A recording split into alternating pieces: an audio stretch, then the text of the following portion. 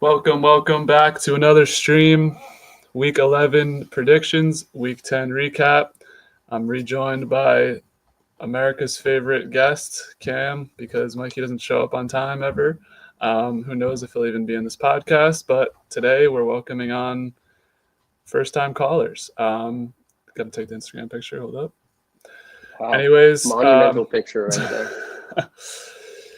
So we'll be back this week, or we are back right now.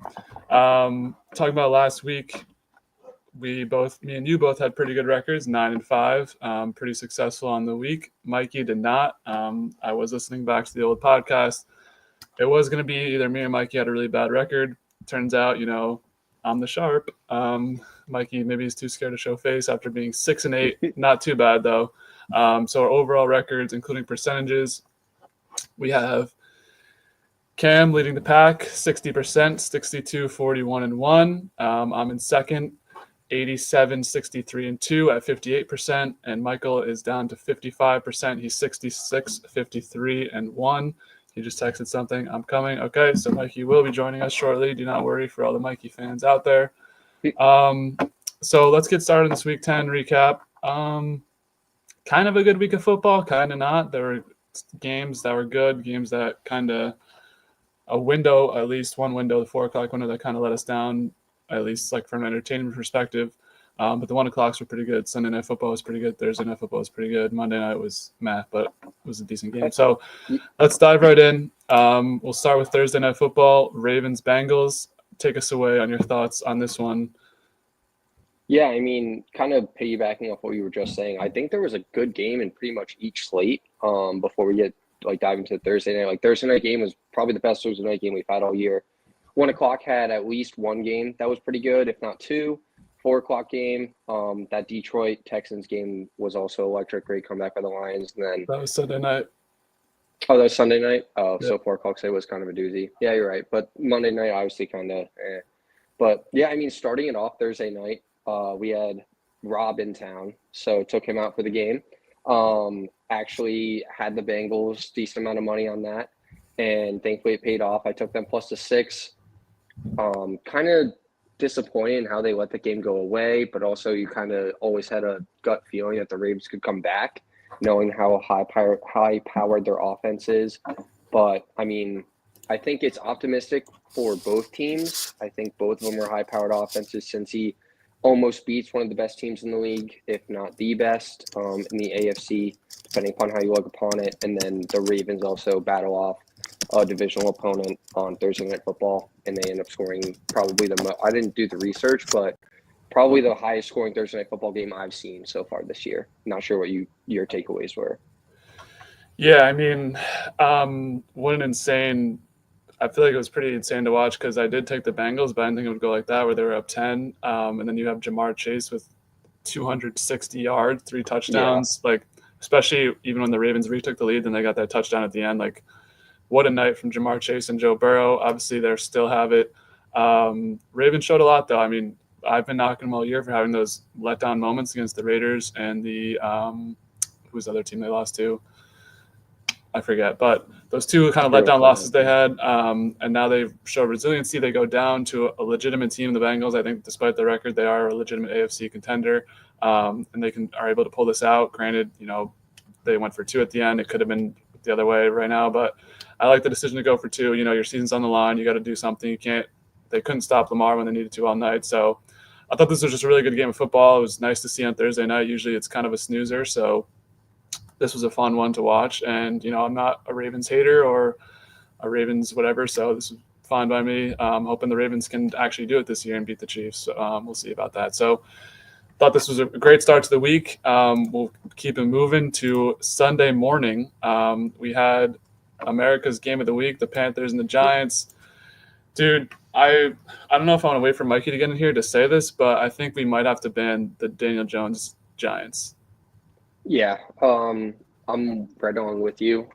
I've obviously been a very anti-Panther supporter the entirety of this podcast since I've been able to join, thanks to Dub. But last week I ended up taking them boots on the ground, not in Germany, but at the local bar in Charlotte. Had a couple Irish coffees and watched this game. They made me sweat it out a little bit, but for some reason, I kind of had faith in this Panthers team as opposed to the Giants, who have been lackluster all year.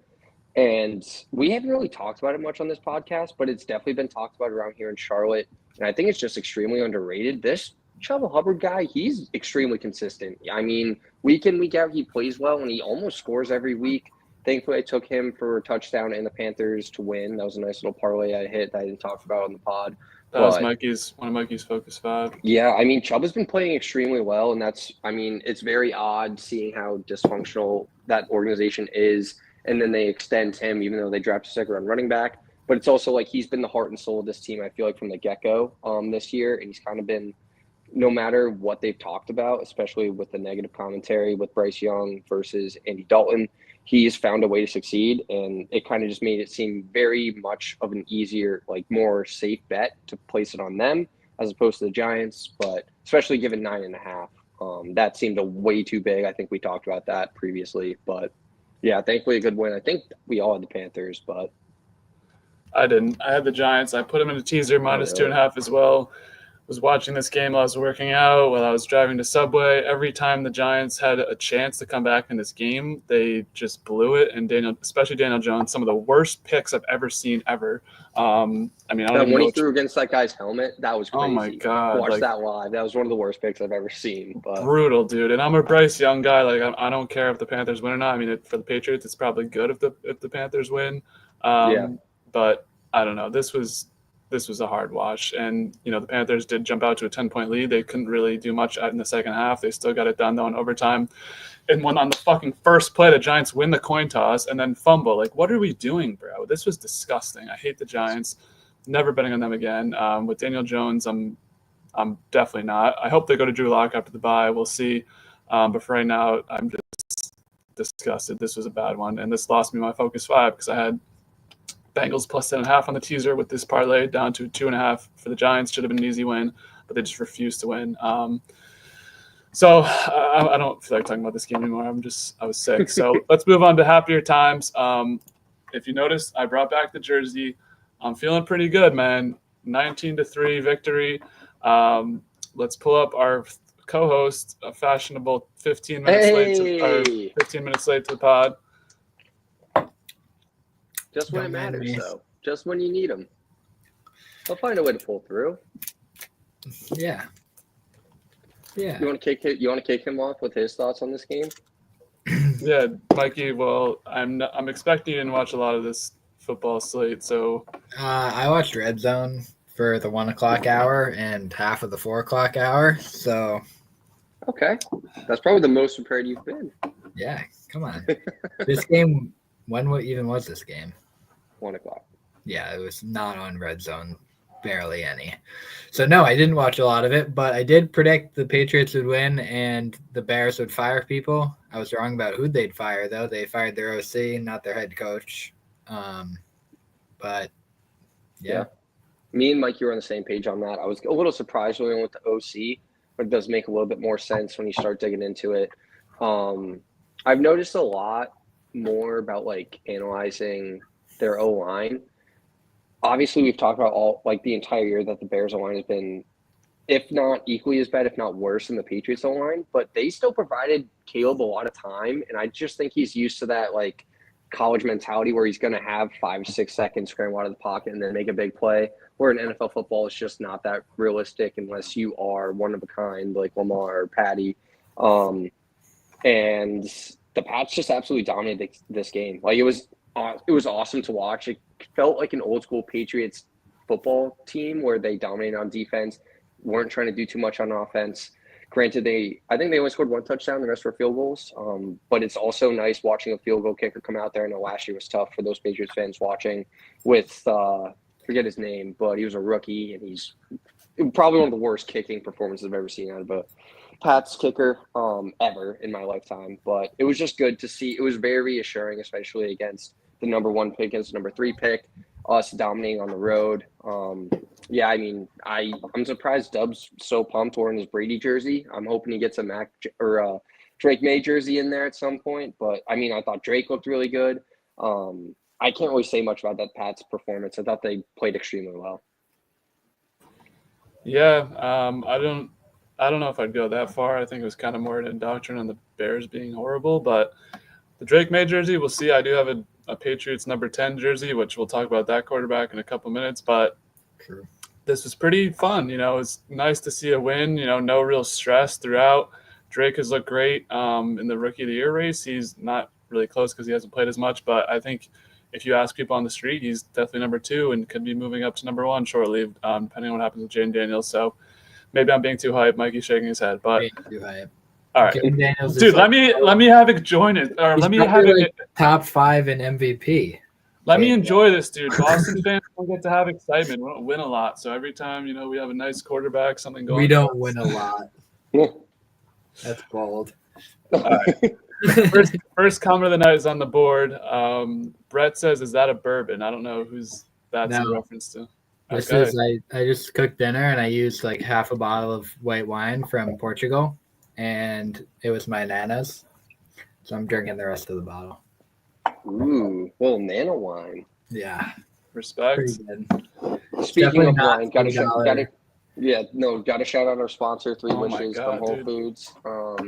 Second Not bottle as- will be coming in a little bit sooner than usual, I think. But Yeah, I'm waiting for you to send me over the funds that you got from them for the sponsorship deal. oh no, that's mainly for me. But maybe once the podcast blows up, we can see if we can sprinkle you in there. All right, fine. Brett says nothing goes to waste. What a comment. That's a very good point. All right, we'll keep it moving. Was wrong about this one. Bills, Colts. Thought the Colts would be able to cover. It looked like for a second, maybe, but I don't know. I didn't really see much of this game. Just another Bills beatdown. Big matchup this week for them, but we'll talk about that in a couple minutes. Colts, obviously, the Flacco experiment has completely gone wrong. We can talk about what they look like this week, but Michael, I'll go to you on this one because you have a important stake in this one for this week now. So what were your takeaways from this game? I didn't even oh god, I didn't even think about that. You I watching think they're NBA Cup? starting AR this week, aren't they? Yep. They are. Yeah. I mean, I didn't watch all this game. The Bills are wagon. I feel like we said that last week. I didn't really have that much faith in the Colts, even though it was in Indianapolis. Yeah, I don't know. They're a good team. I think they're like 7-3 now or something like that. I believe so. Yeah. Something around there. I mean, I think me and you are on the same sentiment, especially with this Bills game and then the Vikings game after, I'm sure, which we'll touch upon. I know it wasn't as much of a blowout as maybe we thought, but also a 10-point win isn't anything to sneeze about. I mean, it seems like they had this like pretty much from the first snap. I was very surprised by the line on this game, and I didn't hesitate to jump on it with the Bills. Thankfully, it paid off for me. I think the Colts flip-flopping, as I've mentioned on the previous 2 weeks, them flip-flopping quarterbacks, I don't think is helping anybody within that locker room or the coaching staff. So I'm very interested to see how that plays out in our picks this upcoming week. But like I said, that Bills -4 seemed like an absolute lock to me. Yeah, pretty straightforward. I keep waiting for the Bills to be like have a letdown spot, but it just doesn't really seem to be happening. They seem to be one of the top 4 teams in the AFC. Mikey, did you have a thought? Did I just cut you off on this game, or? No, I was just gonna say that the Colts, like with the quarterback thing, I feel like they were trying to catch lightning in a bottle with Joe. Like he had coming in like relief of AR in a couple games. Like he played really well, and like they're a good team overall. Like they have weapons, they have a good defense, and I think they were 4-4 at one point or something around there, maybe 3-3, but it just hasn't worked out the last couple weeks for them. Yeah, I don't know when NFL teams will learn, but switching quarterbacks does not work. We saw with the Patriots with Mac Jones and Bailey Zappi switching back and forth. Like it just destroys a guy's confidence, especially when you have a young quarterback like Anthony Richardson involved. Like Bryce Young, even like granted they've gotten a couple wins now, but I don't like it at all. So I don't know what this Colts team is going to be moving forward, but we'll keep it moving. One of the quarterbacks we just talked about, Mr. Michael McCorkle-Jones, gets his first start in his hometown of Florida. Vikings 4 field goals is enough to get this one done. I believe the Jags are up 7-0, maybe 7-3. I don't know. I didn't see really the 4 on this one. I didn't understand that, but that was kind of my takeaways. It's just this was kind of as expected, just maybe a little bit lower scoring. But what did you guys see out of this one? Cam, Yeah, I mean, I was like hopping on that Buffalo Bills and Minnesota Vikings bandwagon from the jump last podcast. I didn't understand why the -4. Granted, I think the Vikings didn't handle the spread as much as the Bills did, but it definitely didn't seem like the Jags were within contention, especially with Mac Jones at the helm. It just didn't seem very likely that it was going to happen. Thankfully, they ended up pulling it out, even though there's no touchdown score in this game. But, I mean, even though it was in Jacksonville, I think Minnesota kind of took, like, it didn't – I don't think the score reflected what the game actually felt like watching it. You just kind of knew that Minnesota was going to eventually pull away with it and end up winning, whether that be covering the 4 or not. Thankfully, they ended up doing that. But, yeah, I mean, like I said, kind of the same thing. We talked about it last week, but the Bills and the Vikings seemed like one of the biggest locks, -4. Mikey, any spare? Yeah. I saw something that was like the Vikings are the first team in the last like 20-something years to have 3 or 4 turnovers and no touchdowns scored and win the game. So, Jaguars, I'm sorry, you're terrible. And I think that's – yeah, I mean, I think the Jaguars are terrible, but I think it's also a testament to the Vikings defense where I agree, yeah. I think that shows like the Vikings, even though their offense did turn the ball over several times, they were still keeping the team within the game and not only just winning the game, but they also covered that spread, even though it was over a field goal, which, I mean, take that as you wish against a very mediocre, if not one of the bottom teams in the league, Jags team. But, yeah, I agree with you, Mike.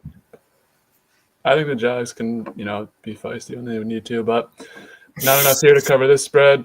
We'll go to least favorite game of the day, Chiefs Broncos. We're living in the worst timeline. The Chiefs are undefeated. I mean, this is really like what could possibly happen. I don't know how they're going to lose. Blocked field goal at the end. I think they're completely gone Patriots. I'm willing to say it as a Patriots fan. I know a lot of Patriots fans are kind of hesitant to give them that title, but they're literally one of our teams from like I would even say maybe the year we went undefeated. I don't know, like this team, they don't have the talent, I don't think, for that, but like they just seem to get all the breaks, all the penalties, everything that could go right goes right. Broncos, I mean, this was kind of a bad spot for them in Arrowhead, but they were about to win it on a field goal, and then everything comes down to the kick, blocked. Like, what are we doing? This was just a hard watch. But what do you guys takeaways? Do you think the Chiefs actually go undefeated, or do you think there's a loss in their future? And this Broncos team's kind of flattened out a little bit. So, Mikey, we can start with you. Yeah, go ahead, Mike. Yeah, the Broncos, like, I don't know. I was saying last week that they win big against bad teams and lose big against good teams. They proved me wrong playing well against the Chiefs. I think Cam called it that was going to be a close game, but I could be wrong about that. But No, I think the Chiefs, like you were saying, it's like whatever no matter how hard they try and lose, they're going to win. Basically, is how I look at it. Like they let them walk down the field and get into it was like a 37 or 38 yard field goal. Like it was an easy field goal. Yep. And then they just sell. But I mean, I don't see the Chiefs. I don't even know who they're playing this week. But the Bills, big. I mean, yeah, they have a. I feel like they could walk into the playoffs, Yeah. I mean, I couldn't agree with you more on the walk into the playoff statement. I don't love the terminology of, because as a Patriots fan, it's tough to hear like, oh, you get bailed out with calls and stuff. And I do see the same thing happening right now with the Chiefs, but it's also, you kind of have to give them credit. Like they just know how to win. Like no matter what sport you play, there's going to be games where you're in a tough spot and something's going to come down to the wire, and the only thing you need to do is find a way to win. And they executed on special teams. It wasn't Patrick Mahomes making some crazy play. You can make the argument that Taylor has this entire thing rigged up or whatever with Goodell, but I just think what? I just Who's making that argument?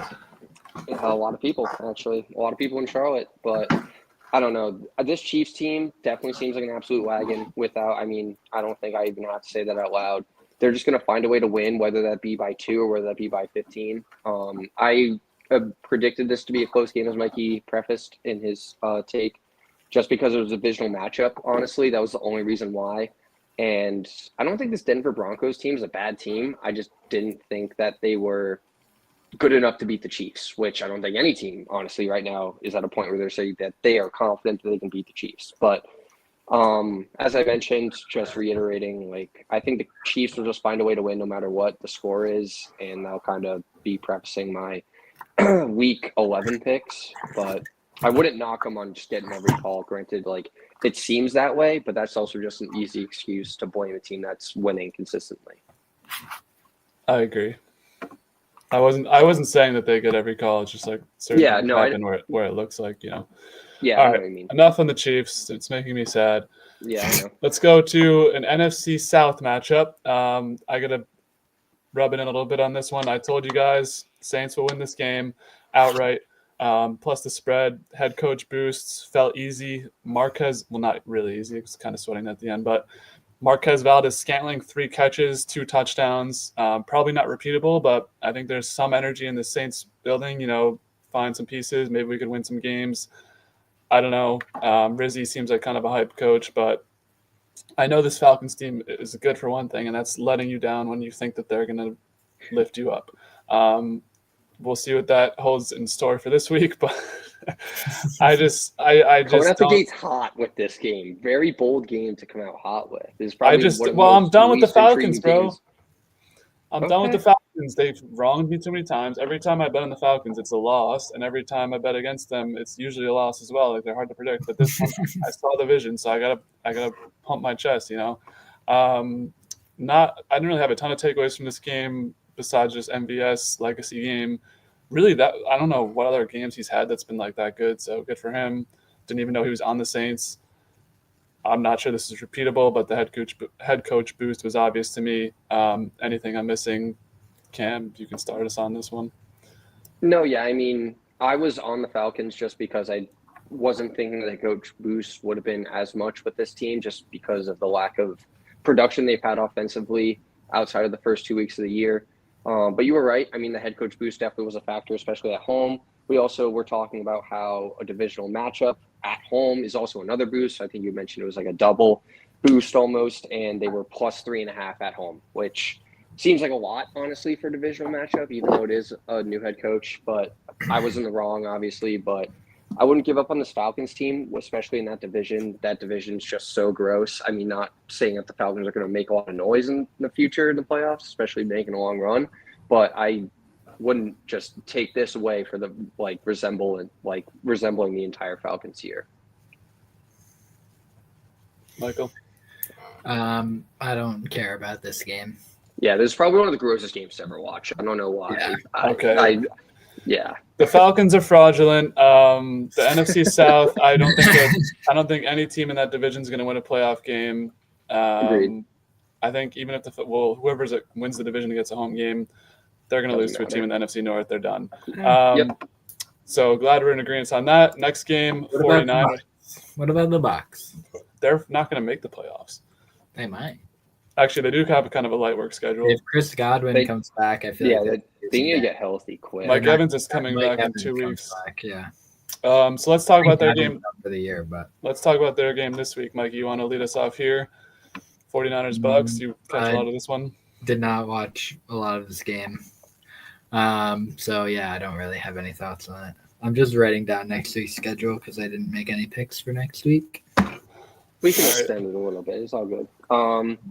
The 49ers, I thought, kind of handled this game. But I shouldn't say that because the Bucs were in the lead, but it's also just like it's so difficult to have confidence in this Bucs team without their top 2 weapons. Like, their offense is completely built around Godwin and Evans, and with those 2 out, I said this last week too, like, Baker's performances week in, week out without his 2 best options are extremely impressive to me. And this 49ers team with McCaffrey back, I know it was his first week, but taking the lead and then the 49ers come back down to score to win the game, I think shows that Baker's not giving up on this team, which hopefully they can maybe squeak a 2 out without Mike Evans and Godwin, and then move forward and potentially get a home playoff berth. But I don't know. This 49ers team, I think, especially when McCaffrey gets healthy, you're going to see a little bit different of an offense as opposed to what we've seen in the previous weeks. I ended up losing this matchup just because, like I said, Baker played his heart out. But I don't know. I'm curious to see what both these teams are going to be ending up doing for the remainder of the year. Yeah, I wouldn't be surprised if the 49ers won out. This kind of felt like not a get-right game, but like kind of a figure-things-out game. McCaffrey's back in the fold. Like, obviously, Ayuk's out for the year, but you have all the pieces you need. Like, Debo's back, Kittle's back, everyone, all the gang's back together. And yes, the final score represents they only lost by 3, but this never really felt like out of hand to me. Like, it never felt like the Bucs were actually going to win this game. Agreed. I think this game was in Tampa, right? Or was it? Oh, yes, it was. Yeah, no, it was in Tampa. A nice road win for 49. I mean, the Bucs, talking about like a team that scraps, I think the Bucs are one of the scrappier teams in the NFL. So I thought this was a really nice win for the 49ers. I haven't looked at their schedule, but I think they're going to be a playoff team for sure. And I think they're going to still win the NFC West. I think Mark's future bet from a couple weeks ago will be good. So yeah, we'll see what happens with the 49ers. Interested to see what the Bucs can make a late scramble for the last seed in the NFC as well. We'll keep it moving. Still at 1 o'clock here, we had the Steelers eke one out against the Commanders. This one, I feel like it wasn't really on Red Zone. I don't know, even though it should have been like one of the games of the day. Kind of the last second, we saw the Steelers. What was it? Kick a field goal, or I don't even know what happened in this game. Yeah, I believe they kicked the field goal, not like buzzer beater-esque, but it was like late in the game to win the game. From what I'm pretty sure, from what I remember, I was celebrating that Patriots win pretty hard. But I had it was a Mike Williams touchdown on like 4th down from like 30 yards out or something like that. Oh, really? Yeah. Yeah. And then he gave like a little jab at Aaron Rodgers in his Instagram post after the game. I'm sure you love that. What's your take on that? I don't care about it. Right. I mean, thankfully I had the Steelers in this one. I think this kind of was my testament last week too, is this Commanders team might be a little bit inflated based off their record. I mean, when you had the number 2 pick in the draft for a reason, like you were one of the worst teams in the league. Granted, they might have a better overall supporting cast, but you're also playing the 4th best team in each division within your conference. And I think their strength of schedule has just been extremely weak. I know they played the Ravens pretty well, but I think the Steelers team is just a tough, gritty team that they're not necessarily used to. And especially, I don't think they played the majority of their divisional opponents yet. I think they played the Cowboys already. If not, the Cowboys are kind of just lost at this point. But I think the Redskins are going to have a little bit of a struggle with these more tough and more consistent opponents as opposed to these like walk up, hey, we're playing the worst team in their division, just roll all over them, which makes their entire team look much better than they actually are. But granted, it was still a close game. Like they played the Steelers pretty well, but I don't know. I think they might have a wake up call coming here sooner or later. So they've played the Giants twice, and they have yet to play the Eagles and Cowboys. They've obviously played the Eagles this week on Thursday Night Football. I agree with you. I've been kind of waiting for this letdown from this team. It always just felt a little bit too superficial. Like they do have kind of have not an easy schedule, but an easier schedule, especially the last place schedule from last year. Steelers, I think, are legit. I think both these teams have been proven to be legit in my mind, but I think the Steelers are just a little bit more legit to me with that defense. Commanders defense, I still think is a little bit questionable, so we'll have to see what's in store for them. We'll keep it moving. What? Okay. I was like genuinely confused for a second. We'll keep it moving to 4 o'clock. Our podcast favorite team, the Tennessee Titans, they lose another spread. I can't remember the last time they've won a spread. It has to be Don't touch them. I'm not even going to say anything else. 3 words, don't touch them. That's all I'm saying. I don't even want to talk about this game, honestly. The last game they won a spread. Somehow only 6-point underdogs this week. The last game they won a spread was that Monday night game against the Dolphins, and that was like week 4 or something. And then since then, I think that was Tim Boyle, wasn't it? Yeah, no, it was Tyler Huntley. But yeah, this game went pretty as expected. I was waiting for the J.K. Dobbins touchdown to take me home, but it just never happened. Who's that fucking guy that got in at the end? That made me sick. It I was. don't know. It wasn't even Gus Edwards. It was like someone else. I forget. I think it was their third string back. Yeah, I had JK, so I had a different running back parlay. I think it was Cook, Dobbins, and Montgomery. It's like 50 to win 350. And Dobbins, of course, just fucking can't find his way in the end zone, even though I think he Fucking. had a It was. decent It amount was of Hassan yards. Haskins. This guy shouldn't even be in the league. He's a Yeah. fucking domestic case. Anyways, Whoa. it's true. Look it up. Criminal There's not file. really. Every time we go over the Titans, I'm like, let's just skip over this because there's really nothing to talk about. Like the Chargers, I Yeah. think we can talk about them next week and how legit Agreed. they actually are. So let's just move on to a real good game. Cardinals Jets. Cam, a traditional Cardinals hater for some reason. I don't know why he refuses to admit Kyler's greatness. Kyler Greatness? All right.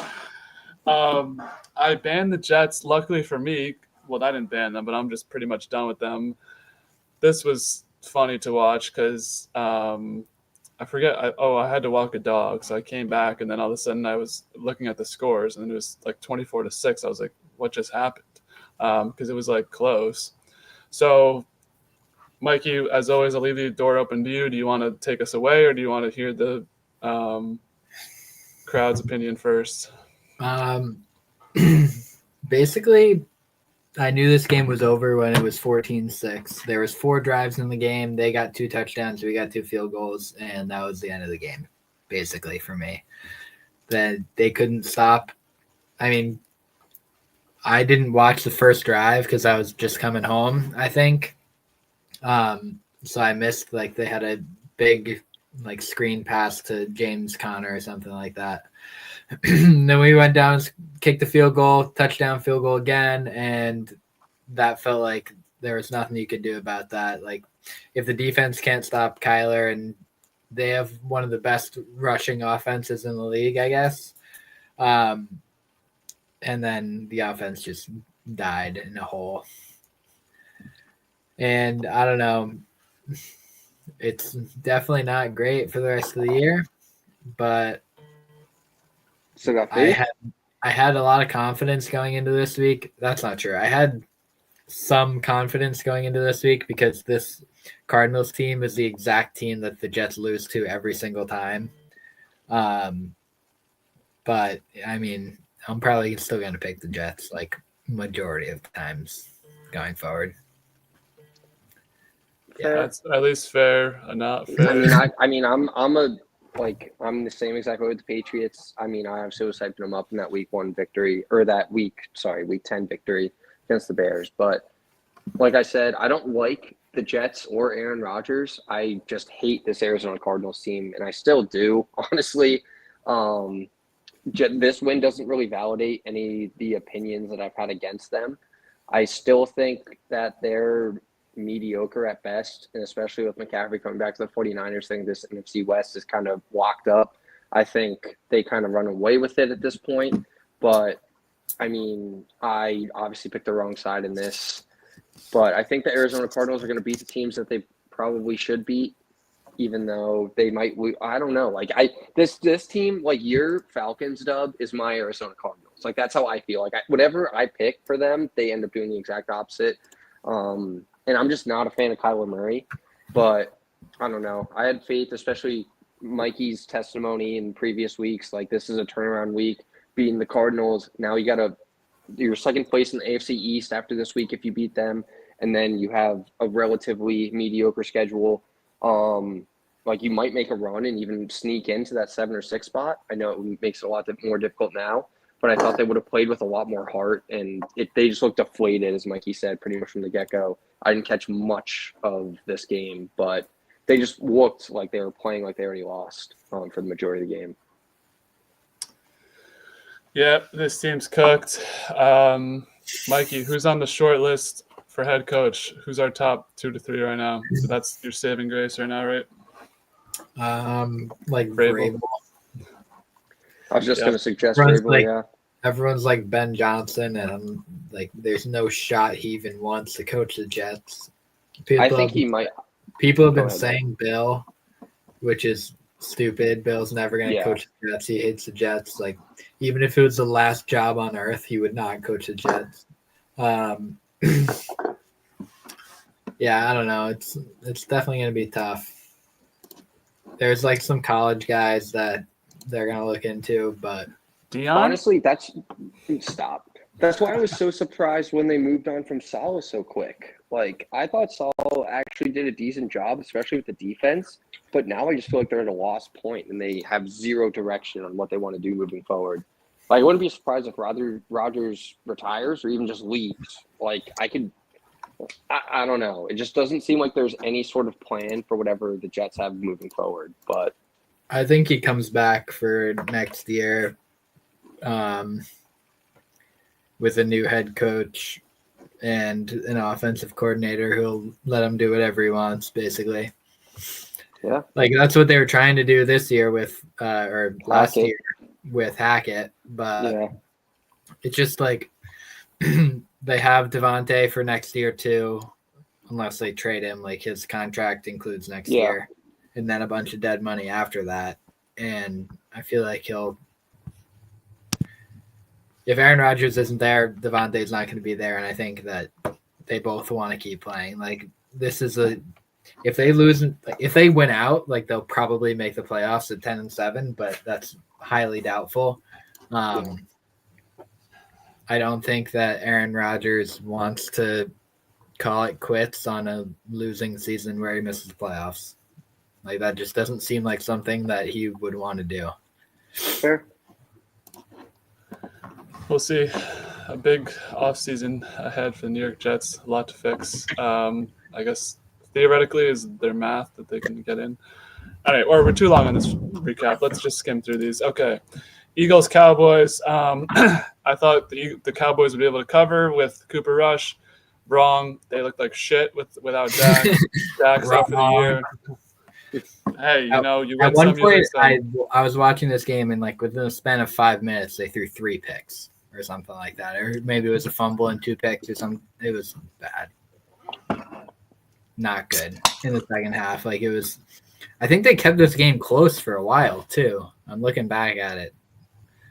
I mean, not really a while, but halftime it was 14-6. Like, that's not insurmountable, but I mean, Cowboys are terrible, and I think we all know that. Yeah, I think both of you said it enough. I don't really have much to add. I think Dubs, like whatever he said, kind of exactly described what I was going to say. Picked the wrong side. I honestly have no idea why I picked the Cowboys +7 at home against a divisional matchup. It was 7.5, so there's the hook. But yeah, we're like fishing a hook. They got our ass. Yeah. Yep. Keep it moving. Lions Texans Sunday night, and this was a fucking insane game. It was. 5 picks from Goff, still get the W. This Texans team, I was in my first ever NFL video. I said I don't think they're gonna make the playoffs. I thought CJ would have a sophomore slump. Granted, that hasn't been the case. Diggs' injury, you can say, but doesn't seem like they're ready to go onto the big stage and win these type of games. They'll keep it close, so that's something to monitor moving forward betting wise. But I don't think this Texans team is ready yet for the moment. That showed on Saturday or Sunday when Goff literally gave them 5 picks and they couldn't do anything with it. Stroud was throwing picks as well. Lions just seem to be another team that can just do no wrong and always get it done. So what were your takeaways from this game? I mean, I don't want to compare them to the Chiefs because they haven't accomplished anything, in my opinion, yet. Like, not like I don't consider anything less than the Super Bowl an accomplishment, but you can't deny that the Lions have been absolutely dominant this year so far, and very similar to the Kansas City Chiefs. Like, they find ways to win. Like, even though they have beaten the teams that they should have beaten by a very large margin, like, this is a tough team. I know, like, you say that the Texans aren't one of the bigger teams in the AFC, but they're probably going to get a home playoff game coming to the AFC South. Like, they're also nothing to sleep at. It's also not just Diggs that got hurt. Nico's been out for a few weeks. Mixon was out for the first few weeks. Like, he's found a way to battle and still win. And, like, I mean, I don't think it's without a doubt in anybody's mind that the Texans come out of that division on top. So I think you might have slept on them a little bit, but it's mainly divisional based because you have to play each of those teams twice. But I think this Lions team will find a way to win, and they seem much different than they are last year. I think they definitely pose a threat within the NFC. Not that there's many opponents in the NFC that they really have to worry about, but I think them, the 49ers, I don't really know who else out of the NFC, honestly. Maybe the Eagles. And if you want to throw the Skins in there, sure, go ahead. But, I mean, a rookie quarterback in there just seems unlikely. But I think this Lions team is extreme. Like, they're just going to find ways to win. I wouldn't call it lucky. Like, they find ways to figure out how to come out on top. And whether that be Jared Goff turns the ball over 5 times, their defense comes up and makes a massive play to end up open up the second half. And also that dual threat running back I've talked about ad nauseum, but it's thunder and lightning. David Montgomery and Jahmyr Gibbs are definitely going to keep him in games. Jared Goff doesn't have to do too much. I think it's a very good recipe for success. Mikey?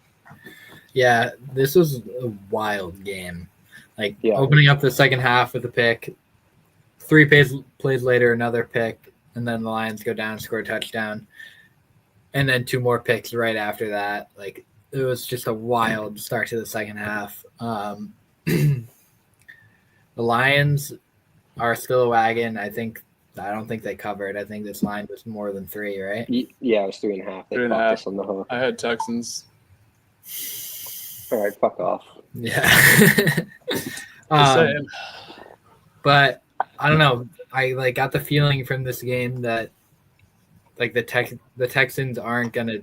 I mean, obviously they didn't take advantage of like opportunities that they had throughout the game. Like 3 picks in the first half, 2 in the second half, and I don't know how many points they scored off it, but obviously it wasn't a lot because they only had 23 points a game. And I feel like whenever teams get 5+ turnovers, they're usually blowing a team out. Like that rarely happens that someone turns the ball over 5 times and they're even close in a game, let alone win.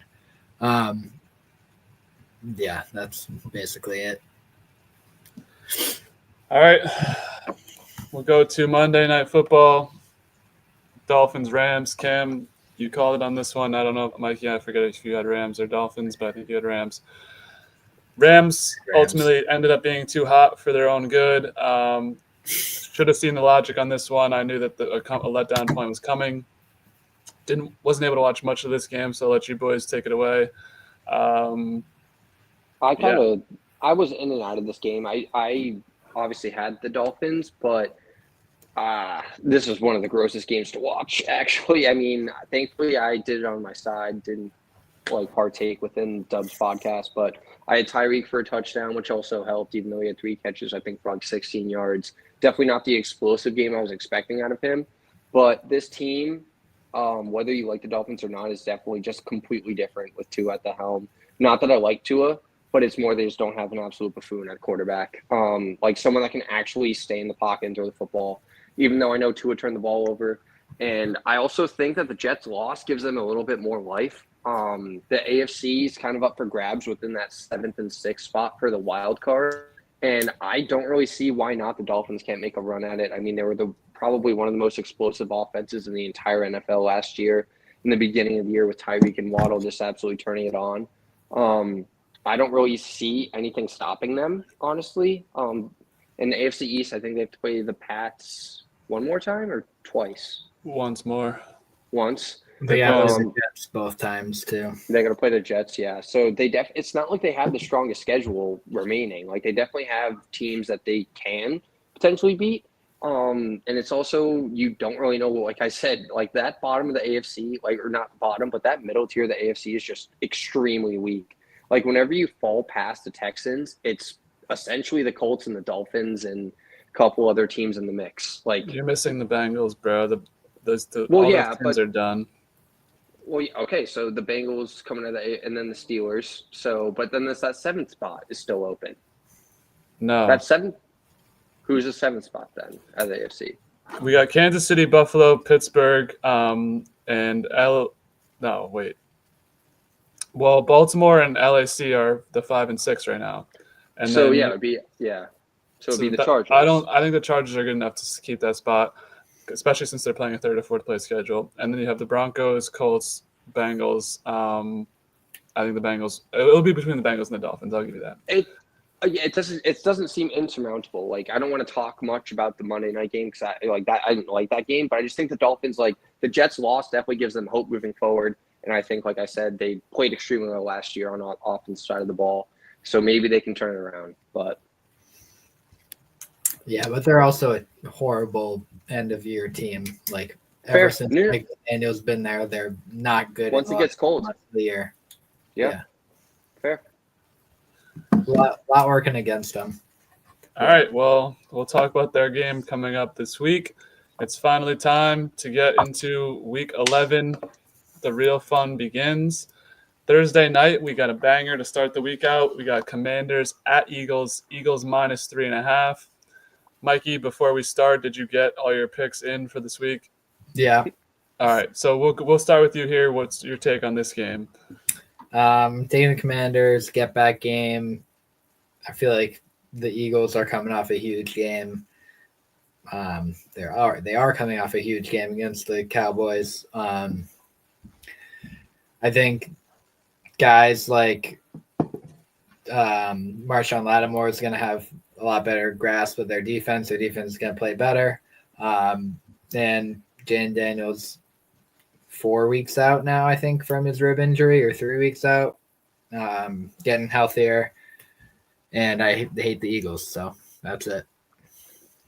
Why do you hate the Eagles? Because they're the worst. They're dirty birds. They are the All dirty right. birds.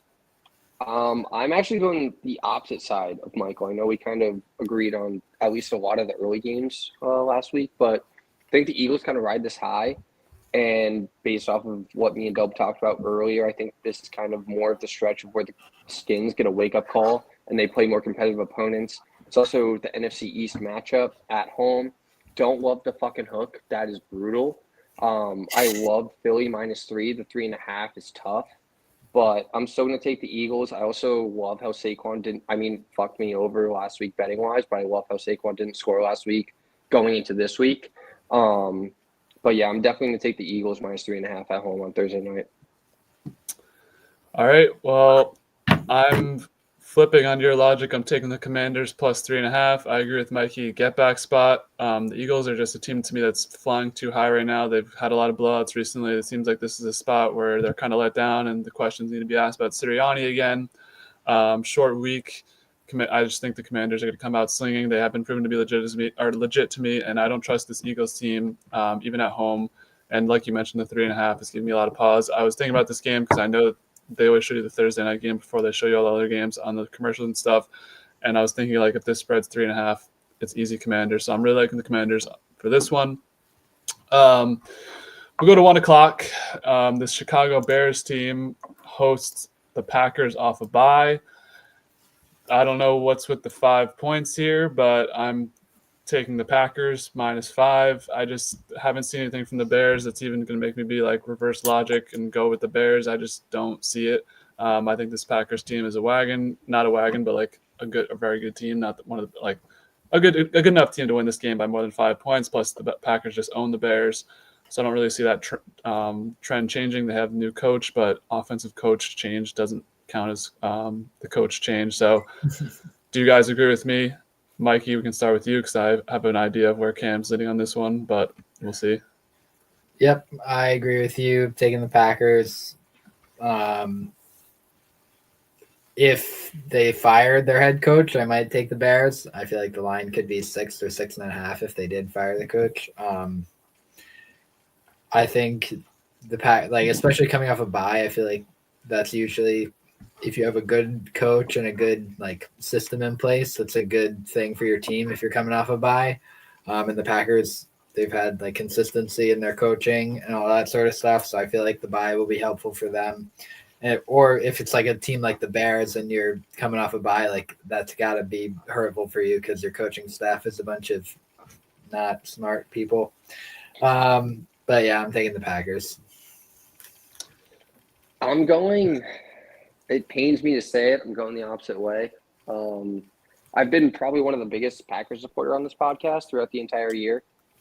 I just think that was an absolutely embarrassing loss to the Patriots. As much as I love the Patriots, I think that's just, like I said, embarrassing, lack for a better word.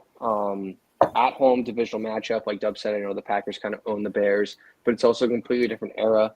I just think that maybe, I don't know if it's a complete head coaching boost, but the offensive coordinator maybe can switch something up and he just keeps it simple for Caleb, get the ball out quick.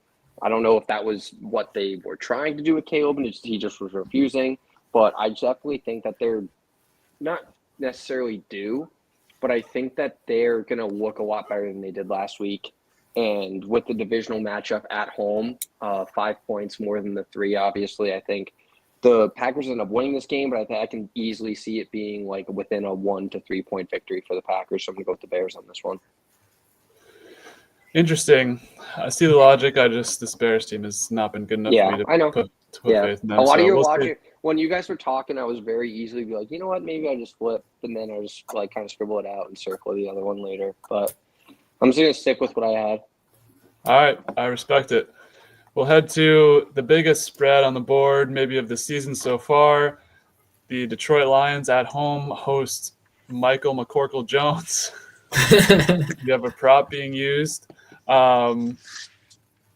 We can start with you, Cam, on this one. Are you taking the points? Or you like the Lions a lot? I think this one went up, I think, because I think it was 13.5, and now with the news of Mac, it's 14. So what's your take on this game? Yeah, I saw it at 13.5. I thought honestly that was with the announcement of Trev being out, but I'm still at 14. It's this Lions team. Like we've already talked about, they're an absolute wagon. Very difficult to bet against. Even 14 at home against a very it seems like a trap and a half, but it's also NFC versus AFC. It's not like very crucial to their playoff positioning when it comes to the conference. So I'm going to take the Lions minus 14, even though I did bring out the prop for Mac Jones. I was one of the biggest Mac Jones supporters when he was in New England, but now that he's not, I just can't see. I don't know. He just doesn't look this. I mean, not that he ever looked incredible, but he doesn't look like the same Mac Jones from rookie year in New England. But definitely, I mean, the Lions.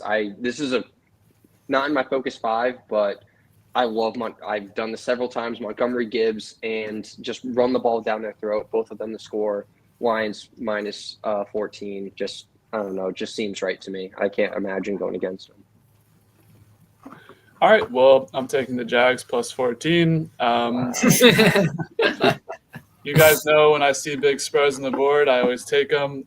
14 points in an NFL game is just absurd to me, regardless if it's Mac Jones or if it's fucking Tim Boyle or if it's fucking me playing quarterback. That's just absurd.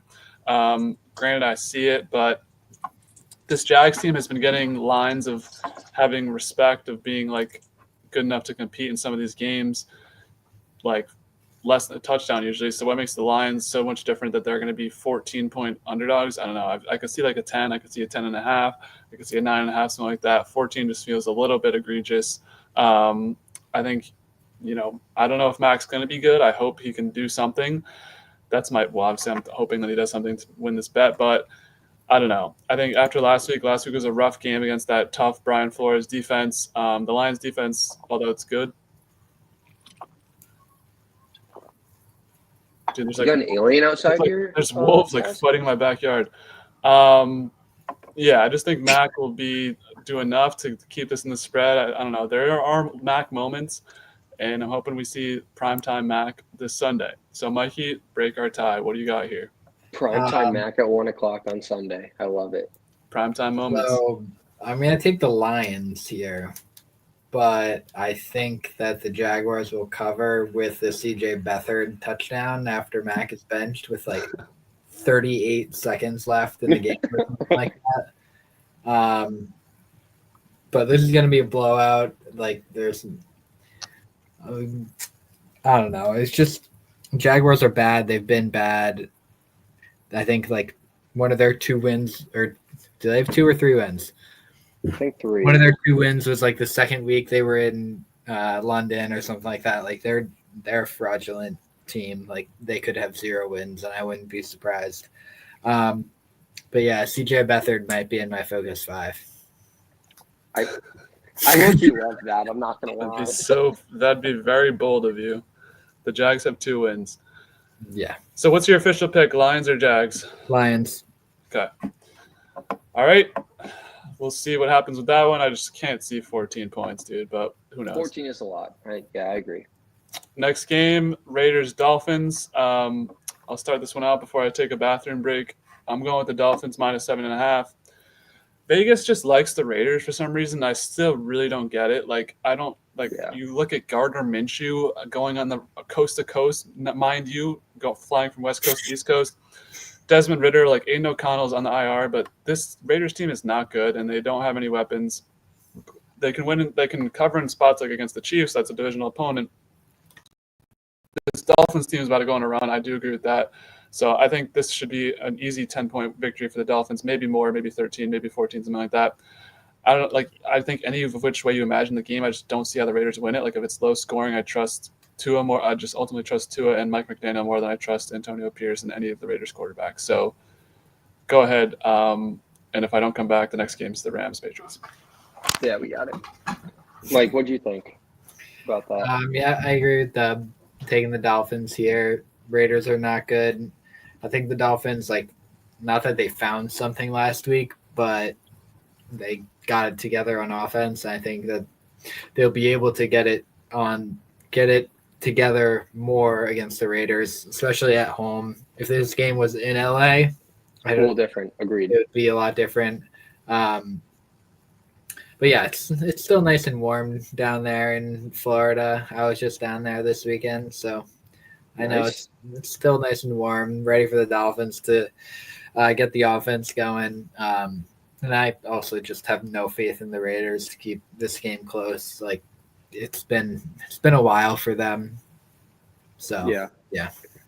I mean, I don't love the hook at 7.5. I saw it at 7. I loved it, just for a push. But even with the 7.5, as both of you have mentioned, I think this team can absolutely blow out the Raiders. As Dub mentioned, I don't understand why Vegas loves to just pump up this home team as if they're going to cover almost every spread that they play in. It's the home team. I guess so. But, I mean, like Dub also mentioned, I was going to say the same thing. Like, this Dolphins team is prone for a run, especially not to say anything about the Jets, but I think they have a lot more confidence in themselves, knowing that there's a lot of opportunity within the division, and then also just in the playoff contention in the bottom seed of the wild card. I just think that this Dolphins team is going to go on a run, and I think it kind of starts last week, and then they build upon it against the Raiders at home.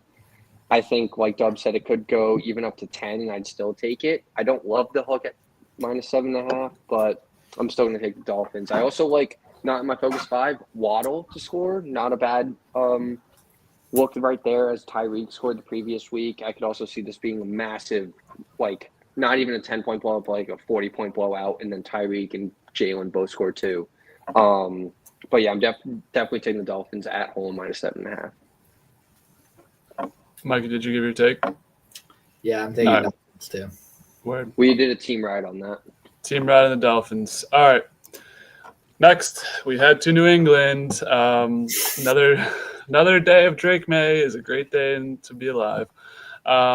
Patriots plus 4.5. This is I was thinking about this game in my head too, spread wise. I was like, it's going to be 4.5, 5.5, something like that. It is.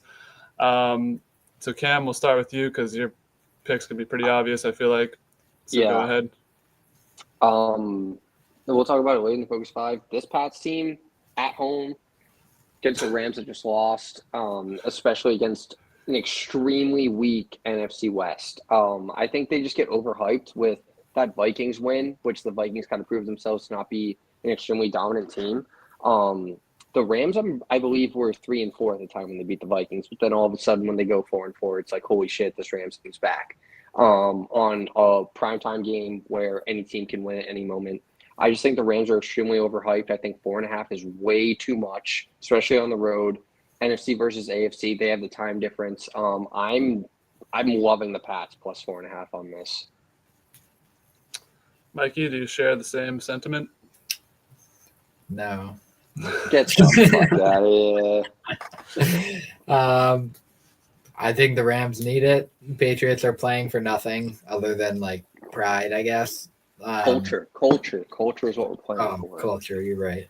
I mean, sure, they're playing for culture and vibes, but the Rams are playing for playoffs, and I think they get it done. 4.5's a lot, but I think they'll cover.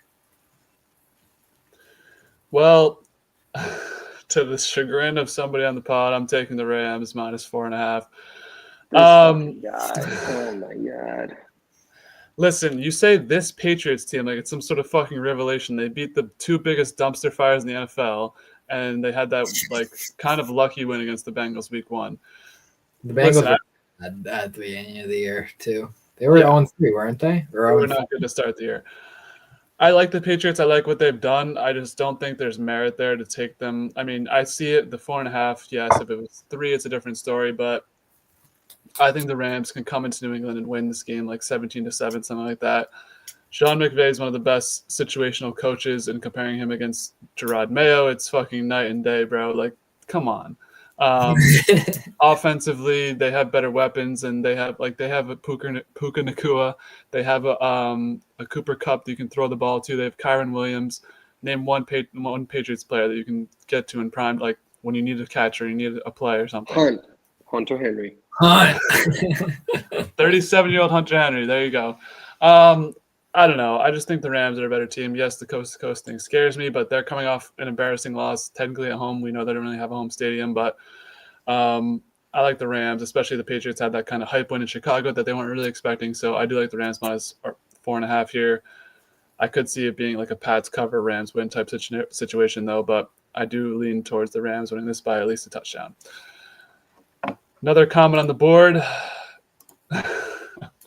Yeah, bro, Kayshon Boutte. Yeah, low key, he actually turned up. Not gonna lie. All right, he has been good. He has been good. Yeah. But I'm not saying he's like. I just said the name Puka Nacua, Cooper Kupp, and Kyron Williams. Kyron Williams is one of the most underrated. What? You just named the 2 most injury-prone receivers, like probably in NFL in recent history. But yeah, awesome. I bet you one of them gets hurt within the first quarter. That might be one of my focus 5. You can't bet on that. Brett says against Mikey's Jets. Your comment, Michael. What does that even mean? I don't know what that means, but Booty in the clutch. Oh, true. Well, yeah, against Sauce. That was terrible. That was hype. I saw someone on Twitter say we're not calling him Sauce Gardner anymore. He's Ahmad Gardner. Ooh, yeah. Christian doesn't let that catch happen, just so you know. But they've revoked his nickname. Yeah. Next game, 1 p.m. still. We have Browns in New Orleans. I think you just skip it. Who in the fuck is watching this game? Well, it's going to be on Red Zone, probably. Browns and Saints fans. Jameis, Derek Carr. It's a matchup, but that exists. I'm taking the Browns. That's all I have to say about it. I'm just going to say give me the home team. It's a pick 'em. Yeah, I'm taking the Saints as well. Another comment, first-time commenter, KCA. Is that LeBron? Saying the Pats have nothing to play for when his Jets are also 3-7. I roll. Your response? Tough. Wow, the hesitation. Wow, tough. That's tough.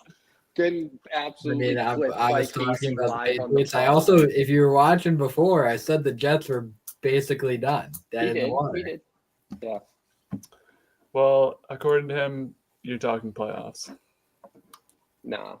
I said if they win out, they'll make the playoffs, and that's highly doubtful, I think is what. I did say that, quote unquote, what you said. Wait, so, Mikey, you're taking the Browns in this? Yeah, I'm taking the Browns in this. Saints got their head coach boost. Now they're back to being ass.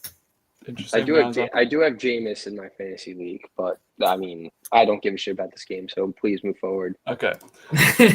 One of the ones people are looking forward to, Ravens in Pittsburgh, Steelers +3. This is my deepest dilemma of the week, hardest pick to make, so I'll go last. Agreed. Mikey, we'll start with you. What was your take from this game? Or not take from this game, but take for this game. My take of this game is that the Ravens will win by 4 or more points. So cover the spread. Okay, weird number to say when the spread's 3, but go off. So yes, I'm taking the Ravens. the Steelers with Russ are weird for me because I like don't really get it. Like Russ has Agreed. been a good quarterback in like 4 years probably, and now he's just like for 3 weeks he's been like probably one of the top 5 quarterbacks over the last 3 weeks. I feel like we can all say that's maybe true. It just doesn't really make sense to me. And the Ravens pass defense hasn't been great either, but I feel like they traded for someone or something like that on their defensive side. But I don't feel like the Steelers will be able to stop Lamar and Derrick Henry. They're the most wagon offense. If they get it going early in this game, I feel like that'll be the end for the Steelers. And I feel like they will. There's something in my Focus 5 about this Ravens team. So, yeah. I mean, kind of following the same thing as Mike. I kind of think that the Ravens do start off hot. I know it's a divisional matchup on the road. I can definitely see this game even turning out in Pittsburgh's favor, but this Pittsburgh team, we talked about it last week, it seems very similar to that Redskins team where it's like, sure, like you have a good record, but you're playing against teams where it's not necessarily the greatest competition. I think it's the Steelers kind of get a little bit of a wake-up call, get put in their place. I think the Ravens not run away with this game, but I can definitely see them winning by at least by 3. I feel like they punch first. The Ravens do. I agree. If the Ravens like score first, I think the Steelers maybe go 3 and out. If not 1, like I think I can see this game going 14-0 and then kind of just like they chill for the rest of the game. But I can also see it being a dogfight. Like if this like Ravens team only gets a field goal to start off the game, or the Steelers get a field goal to start off the game, then it could completely changes the outcome. But I'm just much more confident in this Ravens offense pulling out. I just also don't think that the Steelers offense has been playing against defense. I'm not that the Ravens defense is outstanding, but I just don't think that they can compete with the Ravens offense. Like if it comes down to a scoring match, give me the Ravens every day of the week. And it's also, I'm just at a point where it's very difficult to bet against Lamar and Derek. So if you're giving me Baltimore -3 against honestly any team, maybe the Chiefs or the Lions is the only exception, but I'll take the Ravens -3 on the road. Yep, I'm taking the Ravens -3 as well. The Steelers feel like a team to me that needs to be knocked down a peg. The Ravens are one of the best 3 or 4 teams in the league. I've been consistent on that, just not putting them in that top 2. When I envision this game, I just don't really see how the Steelers get this done. I don't think they have the offensive. I don't think Russ at this point in his career is as consistent as Lamar is on his drives. Like we saw the Bengals barely able to stop him. The Steelers defense is very good. It's not situationally as good as a team like Kansas City last year in the AFC Championship game that stopped the Ravens. So we'll have to see what happens in this game. I think it's going to be a really good game, though. I could see like a late touchdown from like Lamar to Mark. I could definitely see, like you said, like being a tie game, last 2 minutes, Ravens come down and score to win the game.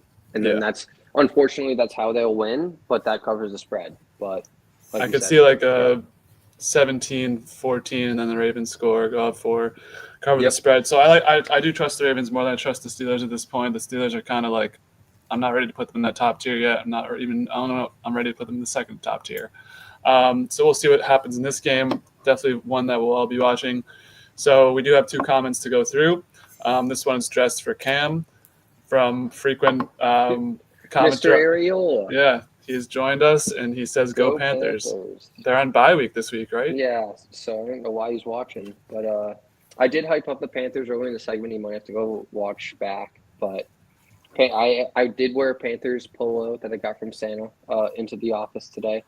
But I mean, this Panthers team is definitely just abysmal, definitely deflating to watch. Other than when you play the Giants in Germany, probably the biggest punishment they've had since World War II. But yeah. Okay. Well, another comment for, I think this is just for the general crowd. Russ has been cooking his whole career, and only casuals can't see that. Or I'm assuming that's that at the end. All right. Yeah, save him for a live comment. Then we can just harass him at the end. Are we taking callers today? There is a link in the chat if anyone wants to join. Oh, yeah. Well, if you showed up on fucking time, you would know that, Mike. Yeah. Making dinner. Boom. I was making dinner. All right. Well, let's keep it moving. We have a game that will be easy. We can all just say the word I don't know what this spread is at all. Yeah. All right, ready? -6. Keep it moving. 3, 2, 1. Vikings. Vikings. Okay, there you go. Easy Dubcast rule. Skull. Brett M says he's taking the Steelers. Okay. All right. Good Cool. for you. Have fun losing money. We head to the Meadowlands. I believe it's still called that, right? Jet Life. Yeah. Jet Life, sorry. Okay. Another ugly game, Colts Jets. Jets get the 4 at home. Interesting. Yeah. Mikey, do you want to hear the people's I want to go picks? last. All right, he wants to go last. Cam, I'm interested to see what you have to say about this game, so take us away. I think this is the second grossest game of the week, but behind, I mean, I don't know. I think it competes with the Jags and the Lions for second best. I mean, the Browns, Saints, we've already established. No, please, if you're not a Saints or a Browns fan, don't watch that game. You'll probably throw up several times. But I'm gonna go with the Jets -4. As much as it pains me to say it, this Colts team, I've talked about it ad nauseum already. Dub's already mentioned it too. But switching quarterbacks just definitely isn't good for this locker room. It hasn't been good for several locker rooms in the past. Maybe they're hoping Richardson gives them a lot of life, hoping he doesn't tap out of a game again. But I'm going to go with Aaron Rodgers and the Jets, especially a bit, no offense, Mikey, against an embarrassing loss against the Cardinals. I just think this is a get-right spot for them. They know that they have to try to they have to compete for – they basically have to win out, like Mikey said, to make the playoffs. And especially the Dolphins getting a little bit of confidence with Tua back. I think both of these teams turn it on late in the year, like kind of feeling each other. I think the Jets take this away -4, especially at home. Feeling each other? What do you mean by that? Well, no, like competing against each other. Like they're both like, hey, like we're second in the division. Like it's basically us. It's either going to be the Jets, Dolphins, Colts, or you mentioned the Chargers too. Chargers are going to be in the front runner in that position, but the Jets aren't dead, like Mikey said. They just have they have a lot to like get past in order to do so, but they're not dead. Like especially with Aaron Rodgers at the helm, as much as I don't like him, I definitely think that he's a quarterback that can win you games, especially against this mediocre is like a compliment for this Colts team. Honestly, like I don't know how I can't see this Jets team losing to the Colts, but. The 4 is a little bit tough outside the field goal, but okay. I'm at least for me at home and take the Jets -4. So the most important thing to me that I look at when I analyze this game is I see the 4 points. And that leads me to one direct conclusion, that's the Colts. Even if the Jets win this game, and I do think there's a strong possibility they can win this game just because both these teams are kind of on the same level to me. I think even if the Jets win this game, it's going to be like a 16-13, like a 17-14, 20-17, one of those types of games where it's going to come down to a field goal, and then that idiot kicker who was sent to whatever is going to be redeemed because this guy is good now, or be like resented, whatever. It's going to be one of those type of stories. If the Jets win, I could also see Richardson having like a Bryce Young arc where he just comes back in randomly and just has like a crazy game after being benched for like 2 or 3 weeks. But I mean, what do I know? I was the Colts whisperer. I've retired as Colts whisperer. I've gotten a couple of Colts picks wrong recently, so I'm not that as faithfully invested on this one, but I think the Colts can cover 4 points, maybe even outright win. I think this game's more of a pick 'em in my opinion. So the Jets, the Jets been pretty susceptible to the run, or am I just making stuff up? Nope, you're correct on that one. Jonathan Taylor, Goodson, Trey Sermon. Learn the names. No, I'm just kidding. I just think the Colts. I just think the Colts can cover 4 games. I'm not ruling the Jets out of winning this game. I just think the 4 points is speaking volumes to me. So, Mikey, take us away with your tiebreak pick for this game. I am the tiebreaker. I think every time I've bet against the Jets, they've won. But I'm gonna bet with the Jets right now because you gotta look at the story. The storyline is the Jets will string you along as long as they can just to crush you in the end. And they need this win going into their bye. Their bye is next week. If they go into the bye 4-7, I think they'd be, or 5-7. I don't even know what it would be. There's still a chance that they'd make the playoffs, and they just love pulling at your heartstrings. And the way they do that even more is by blowing out this Colts team, looking like an actual football team that can do a lot, that can go into the bye, after the bye, rattle off a few wins. I'm not saying they're a good football team, because right now they're not. They're 3-7. But if they go into their bye looking like a real football team, they'll string everyone along until they lose week 17 and week 18 to miss the playoffs. So, yeah.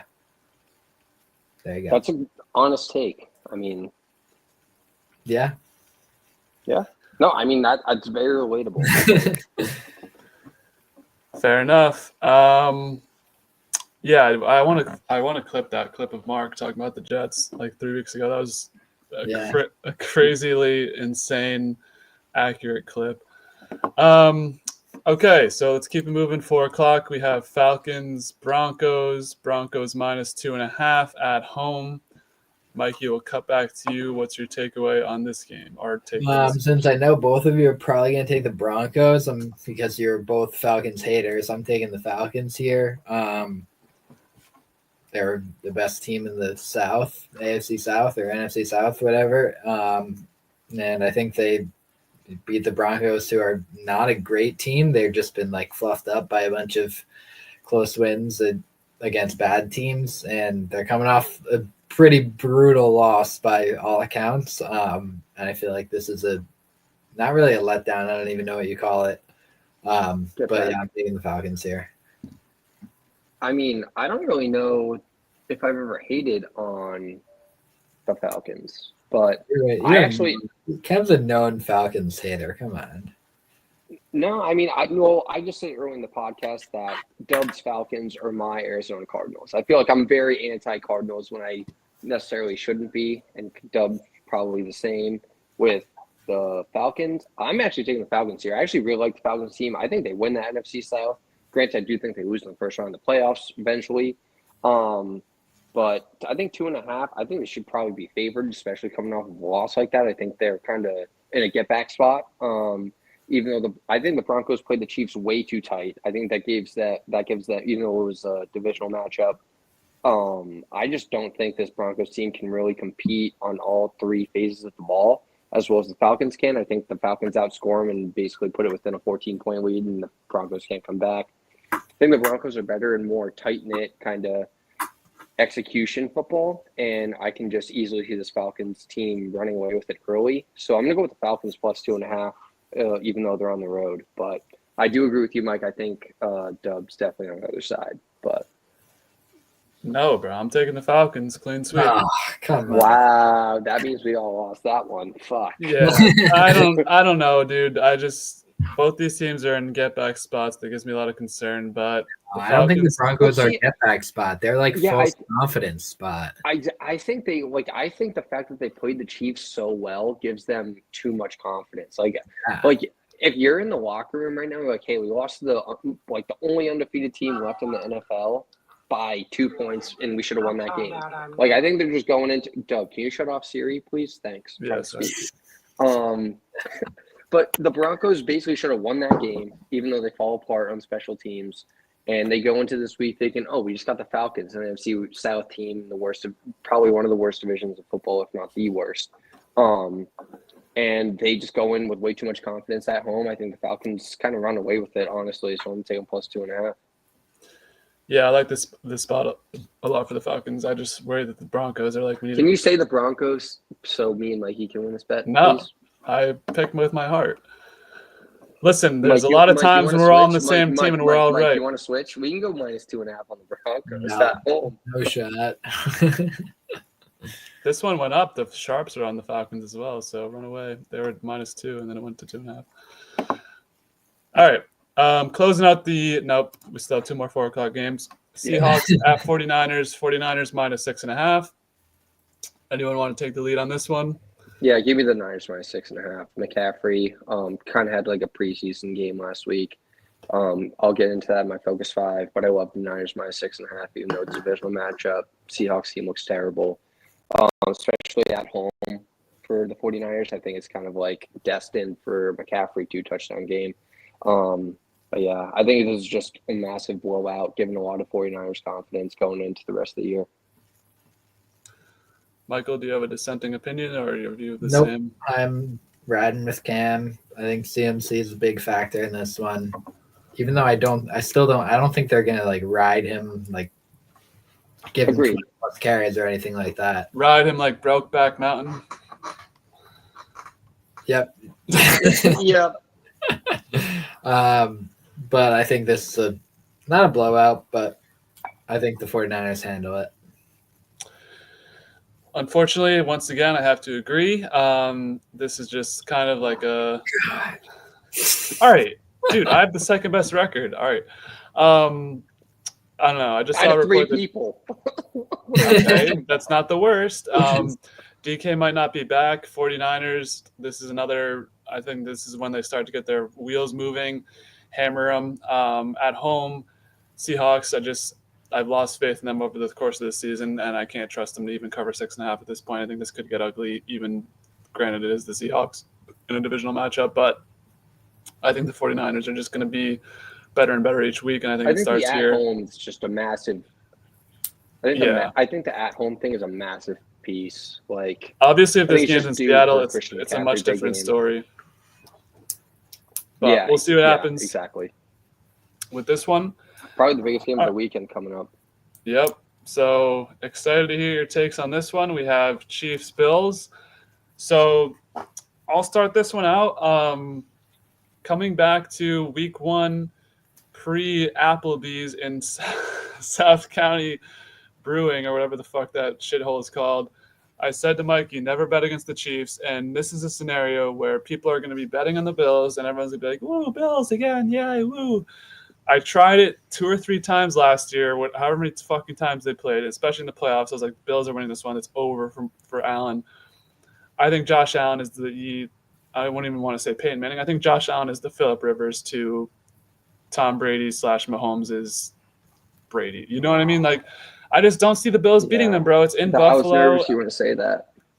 It's true. It is what it is. I just giving Pat 2 points, regardless of what you think of him, is just disrespectful. It's like giving Brady 2 points. I can't see the vision on it. I'm going with the Chiefs +2, and maybe we'll see later about some other picks, but I don't know. This just feels like a spot where everyone's like, this is the game they lose, guys. They're going to lose to the Bills, and they're not going to go undefeated. Cap. Chiefs are going to win this one, and then they'll lose to like the Raiders or the Broncos. But who agrees with me? Mikey, are you taking our important – He raised his hand excitedly. Yep, I'm taking the Chiefs. I think you said it all. This is going to be a spot where everyone's going to be like, yeah, the Bills are going to win this one. And also you said, which I completely agree with, is that the Chiefs aren't going to lose to a good team this year.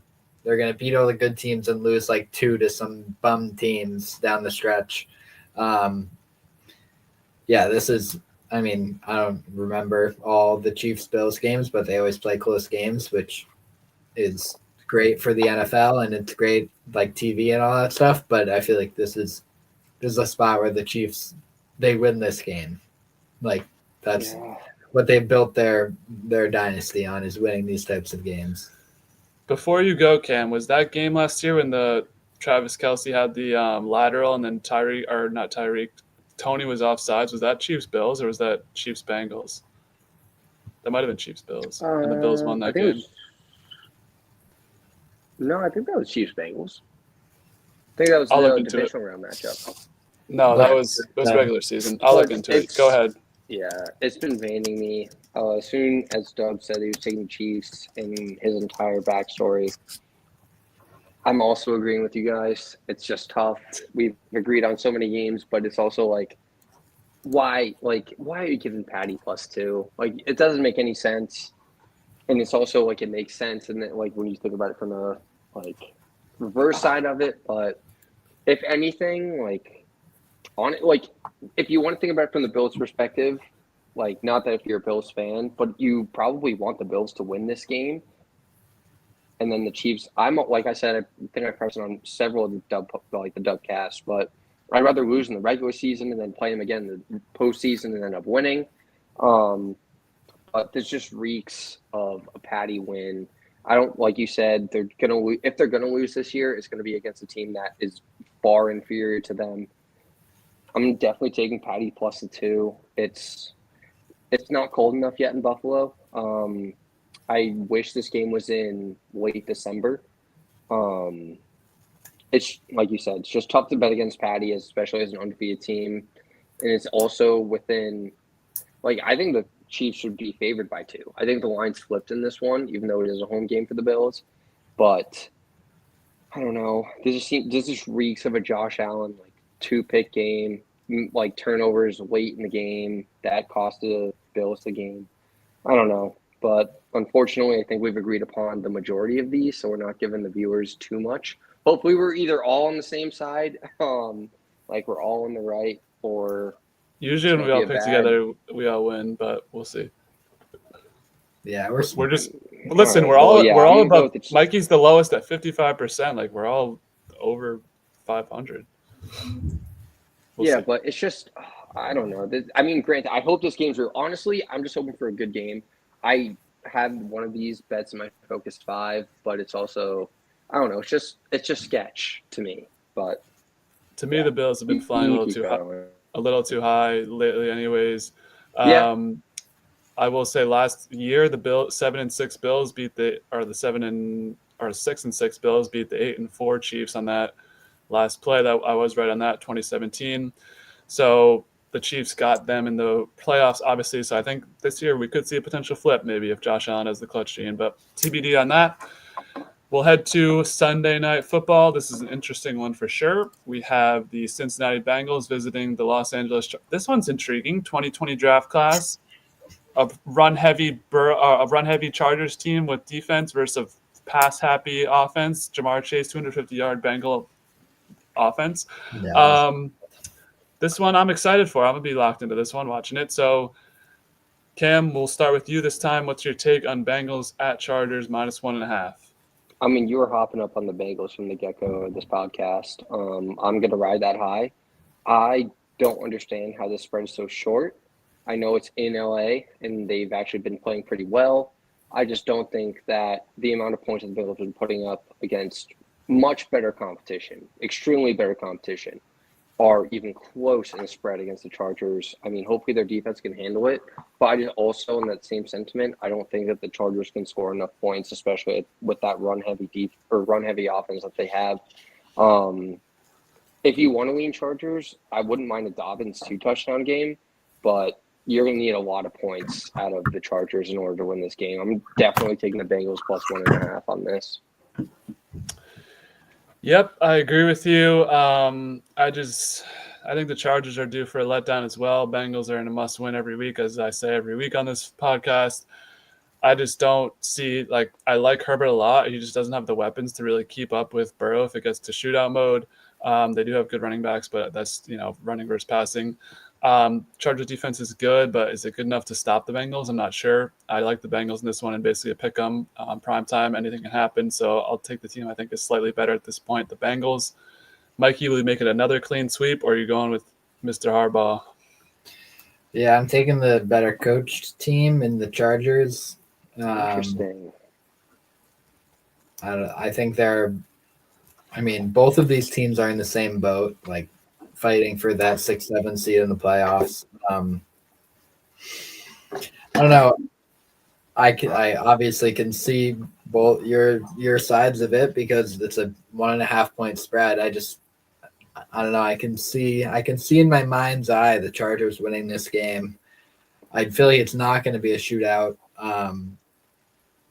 The Chargers, I feel like, don't play shootouts. So I feel like they slow down the game, keep it ground and pound, keep the Bengals offense off the field, use a lot of clock with their offense. They run heavy offense, and the Bengals are like the past 5 years, ever since Joe Burrow has been there, they're very sack happy offense. Like they get sacked like probably top 5 in the league. And if you got Khalil Mack and Joey Bosa coming off the edge, like you're gonna get got. And I feel like it bodes well for the Chargers here.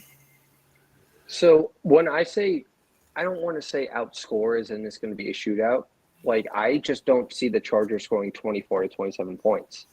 which I think the Bengals can't. That was my one. Like, I don't think it's going to be like a 35-30 matchup.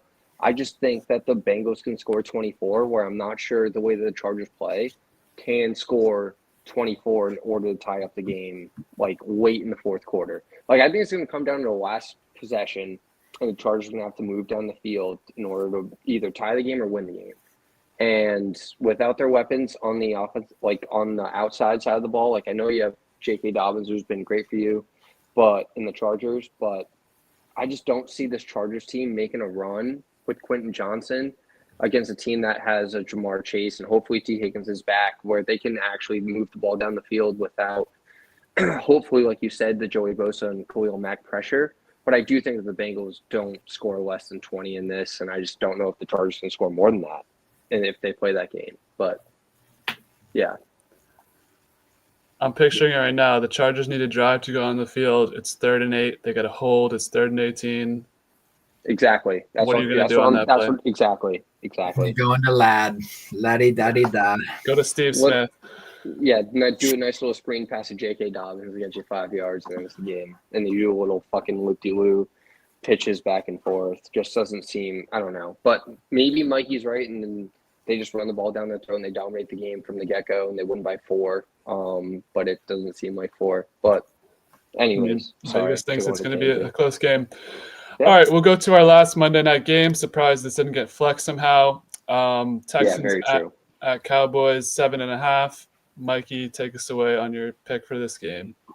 I'm going to take the Cowboys here. I don't think they're going to win, but the Texans always win close games. Like they played one blowout, and I think it was in like week 2 or something like that. And the Cowboys obviously just did get blown out, but even like the Texans, the past 3 weeks have played close games. They haven't won them all, obviously, but I don't think any of them have been more than 4 or 5 points. And like Cooper Rush is obviously not a great quarterback, but he'll be able to get some things done. It's going to be interesting if they got the shades down in the dome down there. It's a night game. But true, it is a night game, so that won't even matter. But yeah, I think this will be a close game, and the Texans will win, but the Cowboys will cover. Completely with you. 7.5 hooks telling a story. Dallas got embarrassed last week at home. Now you're in prime time against the Texans. The Texans have never been a team to even win a game by like more than 4 or 5 points. So I like the Cowboys plus 7.5. Give me Trey Lance, give me Cooper Rush, any of them. I think this could be a low-scoring game. It seems like the Texans are always playing a game in like the 23s to like 17-point range. So I'll take the Cowboys plus 7.5. Cam, will you make it a clean sweep? Or are you going with Stroud to blow them boys out in prime time? Unfortunately not. I just don't think the Cowboys show me enough where they can keep it within a 10-point game. Whether it be without the glare, where CD can't catch a ball, maybe put on some eye black and be an athlete one time and not be bitch about the sun. But you can blame it on the owner if you want. That's typical Cowboys fashion. I just don't trust this Cowboys team at all. They haven't really shown me anything to – they basically just kind of sent it in. I don't really think that Dak actually got hurt. I think they're just mailing it in, and they're just going to be like, hey, like – no matter what, well, hey, when you start off the year when you're supposed to be an NFC, probably coming out of the NFC in their eyes, and they end up not doing anything with it and starting off 2-4, I believe, that doesn't seem illogical for Dak to be like, oh shit, yeah, so I'm gonna miss the rest of the year, and then also CD magically gets hurt for a couple of weeks. Yeah, I don't know. Just seems like this team's just in shambles. They need to figure a lot of like things out in the offseason. But I think Houston capitalizes on it. It's like kind of like a in-state matchup. And if you're giving me that in-state matchup with a weak Dallas Cowboys team with a backup quarterback, I'll take Houston, especially coming off a loss against a massive team. I think they're like everybody's talking about them, as Dub mentioned, that not a lot of people have faith in them making a run in the playoffs. I think their statement game, like, hey, like, we're here, like we're actually a team that can win games, especially beat down on teams that are much worse than us. So I'm going to go with Houston minus 7.5 here. Interesting. I will say this is probably my last week of having faith in the Cowboys to cover these hook type spots. If they lose this one, then probably might be a full fade from here. So before we get to our Focus 5, just want to give a shout out to any live listeners who wanted to join in the call. No one's been brave enough to step onto the StreamYard yet, so this is your last chance before we give our 5 picks and sign off for the night. So first, we go to Mikey. Our Focus 5 report for the 3 of us last week, we were all 2-3. So hoping to maybe one of us can get to the 5 or go over 500 this week. We'll see what happens. So Michael, take us away with your favorite 5 picks of the week. Yeah, I had a huge week last week. I think the Chuba thing, I was laughing at you, but that would have, like, if you actually placed No, that. I followed that. Before you hopped on, Mike, I legit followed that, and that actually paid out for a decent amount of my bets for the remainder of the day. So thank you for shouting that out. You're welcome. Yeah, I mean, I don't know. We don't have to talk about the Panthers because they're not playing this week. But we already talked about them 3 times. Yeah. And I wasn't even here for the first time you talked about them, but that's okay. Got a couple parlays here. Gonna be huge money, all locks. All right. We got a little 3-team money line. Packers, Lions, Vikings, NFC North. They're all big favorites, so it's probably not going to pay out a lot. But come on, they're all locks. And then we get Ravens with a Derrick Henry and a Lamar touchdown. Ooh, interesting. Who are they even playing? I forget. Steelers. This? Oh yeah, Steelers. We come prepared to this podcast, by the way. Yes, viewers, obviously. Yeah, Mikey wasn't writing his picks during the recap or anything. No, come on. I was making dinner. Come on. All right. Then we got some bad teams here. We got the Raiders and the Bears, and we're going the team unders on both of them. What are do you know the numbers on that? Actually, I don't mind that. I was going to throw up. Going to get blown out. It's going to be bad. Do you have numbers on that so I can look at this later? No. Okay. I don't have numbers on anything. Whatever it is, take the under. That's a parlay, or that's 2 separate picks? No, that's a parlay. Okay. Come on. We're not making single picks on this Focus 5. Yeah. No, all right, this one's getting a little feisty. I talked before about how the Jets are going to blow out the Colts. Because they gotta keep the fans invested. They gotta hook them. So we're gonna get a Jets money line, and then I was either gonna do a Garrett Wilson and a Devontae touchdown, or a Breece Hall and Braylon Allen touchdown. But I decided to go with the receivers because decided to go neither of those. The receivers because they got to show that Aaron Rodgers is still an actual quarterback in the NFL, so he's going to throw the ball a lot. And then finally, we're going to go with an Aaron Jones touchdown, a Brian Robinson touchdown, and a Joe Mixon touchdown. Brian Robinson coming back off injury against the Eagles. Aaron Jones playing a bad Titans team, which I feel like is a lock for him to score. And Joe Mixon, Sunday Night Football. Yeah. One in Rome. Monday night, but you got it. No, that's Sunday night. Joe Mixon? Oh, wait, no. He plays for the Texans now. Yeah, we're staring at the Bengals. You know me. All right. Thank you for your Focus 5. Hopefully some winners in there. They're all winners. I told you they're all locked. Forgot to mention your record is 10-30. Cam, 2-3 last week as well. You're 11-24 on the year. So take us away with your Focus 5.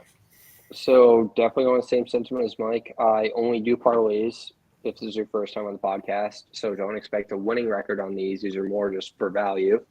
I love Kansas City money line. We've already talked about that previously.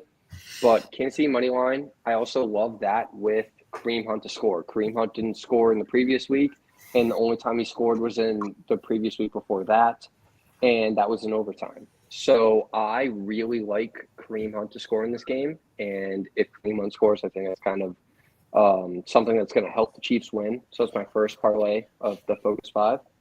Second one that Doug's probably not going to like is or Mikey, but I took the Pats money line. Got to bet with my heart and not my head. Pats money line at home against a Rams team that's extremely overinflated. And the Pats have been playing relatively well at home. They keep games close, and whenever, I think I've mentioned it several times, whenever the Pats win, they need Ramondre to score. So we're going to do the same thing here. We're going to do Pats money line, Ramondre to score. And moving on to the third parlay, we're going to do a Minnesota win.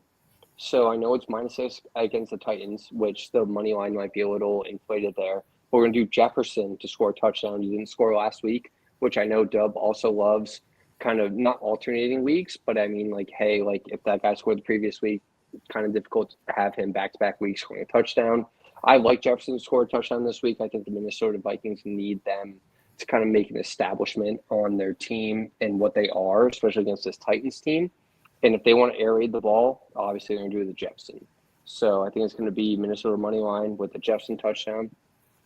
Fourth parlay for the Focus 5, we're going to do a running back touchdown parlay that I typically do. We're going to do Saquon, also didn't score last week. We're going to do Kareem Hunt. I know I mentioned him earlier, also didn't score last week. And we're also going to do McCaffrey, didn't score last week, and I've also mentioned him in potentially scoring 2, but I'm just going to stick to the 1. I know the odds might not be that great, especially with Saquon and McCaffrey, but with Hunt and maybe a boost on the touchdown score, you can get that plus money.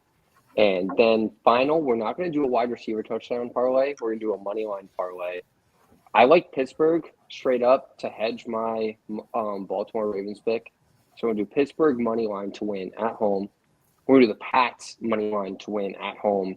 And Kansas City to win money line. Three dog money line. 2 of them being at home, and 1 of them being the Kansas City Chiefs. Kind of tough to get the Chiefs money line anywhere at plus money, but I'm going to take them. And then I also took 2 home dogs, and I mean I've already talked about the Pats ad nauseum, and then the Steelers kind of more of a hedge. But still, I like that Focus 5 to cover whatever I had previously in the 13 games or 12 games that I had previously. But passed over the host to finish this off. All right.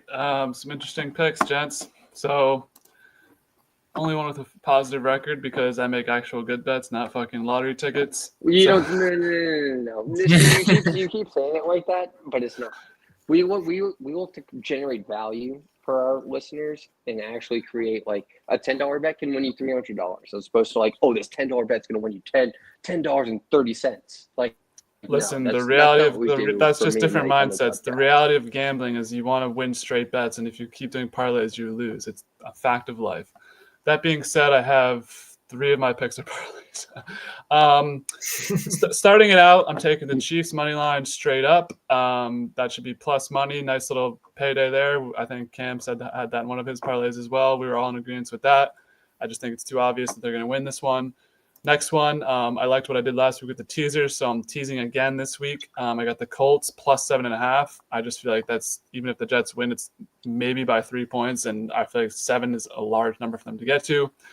Falcons plus 3.5. I think they can win this game, but if they lose, it's going to be right at the end of it. So Falcons will pair those teams together, underdogs, both on the road, so that's something to know, but we'll see what happens with that.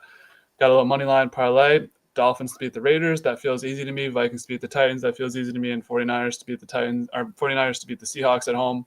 All like 6.5, 6-point favorites, 7.5 Dolphins. But when you mix them all together, that should give you some decent odds. This pick, I don't know where this came from. I just was kind of scrapping for picks because I didn't know if I'd be prepared in time for the podcast. So I took the Raiders, Dolphins over 44.5. The Dolphins offense has been kind of missing lately, so maybe they'll score a lot of touchdowns this game. Felt like a pretty low number. Raiders always kind of put up some numbers on the board, so hopefully that gets over. That's probably my least confident pick, though. Last game, I have touchdown scores. Unfortunately, the 4-leg touchdown scores has been bricking, so I'm moving down to 2. I got 2 running backs, primetime football. J.K. Dobbins for the Chargers. He's the only one who can really score on the Chargers, so I'm taking him, and I'm taking Chase Brown also to score. He's been hot lately. If the Bengals are going to score as much as me and Cam just said they're going to win this game and score a lot, then I think Chase Brown can find his way into pay dirt. Also have a bonus pick. Fun fact, want to know on the bonus picks, Falcons money line. Whoa, man. Whoa. Where's this bonus pick coming from? I gave an Amari Cooper. Remember, I said Amari Cooper touchdown when he got traded. If this loses, I'll be done with the bonus picks, but if this wins, then I'm a genius. So Falcons money line, little underdogs, more value for you right there. So any parting words for the viewers here? We wrap up week 10 and make our predictions for week 11. USA. Mikey, you want to go? He said Wow. USA. I do have a college football play of the week. College football play of the week. Give me ETN and Samson to score. Not going to take a money line in that game, but I will be in Vegas, and there will be a hefty amount thrown on that.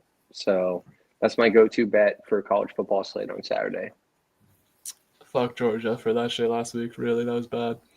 Yeah, so that really fucked me over. But we don't talk about that. We had a 9-leg parlay. Each man of the bridal party took a pick, and we were 7 of 9. Georgia killed us. Did you win your pick, or did your pick lose? I won my pick. My pick was Utah. BYU. His pick was Georgia. That would have been electric. Utah was like 4.5 or something like that. Plus 4.5 for Utah. That was a good pick. So. Yeah. All right. I was gonna give you a game to pick, Cam, but the slate this week's not really that good. No. I can do another one. Well, it's Tennessee Georgia is the only really good game of this week. Tennessee, I think, on the road 9.5. Is it still at 10? 9. It's 9.5. Also, I don't know if Tennessee's quarterback's even playing, so it kind of feels like an obvious so Georgia. It's kind of, I don't know, leans Georgia. I would have taken Georgia. The thing is with the spread, it's tough. I would have taken Georgia money line with Nico in or out. I thought there was another decent top 25 matchup. It was USC Mizzou, I think. Not USC. Oh, South Carolina, yeah. Yeah. Sorry, Mizzou's banned, so don't make your pick. Mizzou's banned. That's what I'm. No. That's what I love. South Carolina at home. That's probably one of my biggest picks of the weekend. Yeah. USC's at home, right? All right, they better be because fuck Mizzou. So another good week, another wonderful week on the Dubcast. As always, more content is on the way. Movie reviews. Survivor will be dropping hopefully tonight, but if not tomorrow. And stay tuned for, I'm sure, another weekly stream with these guys. You guys are too coward to join the stream this time, so get some balls. Join the one next time, and we'll get Mr. Areola out there next time. Yeah, Areola, show face. All right, peace out. Be easy.